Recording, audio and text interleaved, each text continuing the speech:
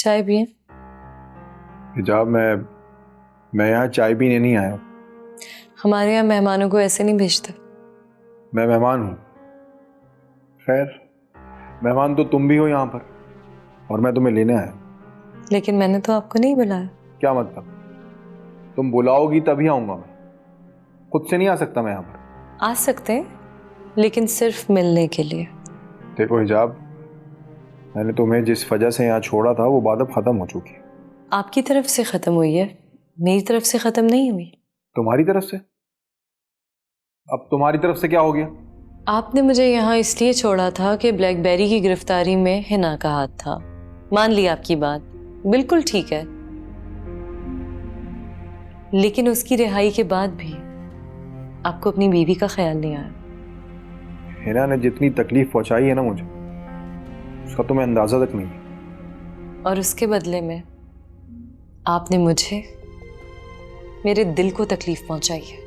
ये सब कुछ मैंने उसे सजा देने के लिए किया था, ताकि वो तुम्हें देखे और उसे अपनी गलती का एतराफ। और आपसे और ब्लैकबेरी से माफी मांगे, है ना? हाँ, तो इसमें बुराई क्या है? लेकिन इसमें मेरा क्या कसूर, और मेरे होने वाले बच्चे का क्या कसूर, जो सिर्फ मेरा नहीं है, आपका भी है। हाँ, तो एहसास हुआ ना मुझे, इसीलिए तो तुम्हें लेने आया हूँ।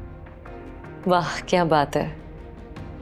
जब दिल चाहा घर से निकाल दिया, घर आने से भी मना कर दिया, और जब खुद का दिल चाहा तो लेने के लिए आ गए।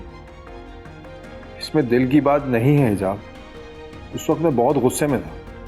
और अब मैं गुस्से में हूँ। क्या मतलब?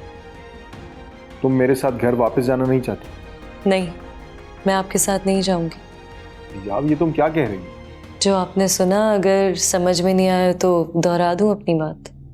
लेकिन हिजाब, कब तक तुम यहाँ अपना घर छोड़ के बैठी रहोगी? अब जब तक मेरा दिल चाहेगा, कम से कम हिना की इद्दत तक तो यहीं रहूंगी मैं।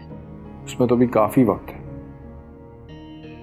इतने दिन तुम्हारे बगैर मैं कैसे गुजारूं? जैसे इतने दिन गुजारे आपने, ये दिन भी वैसे ही गुजर जाएंगे।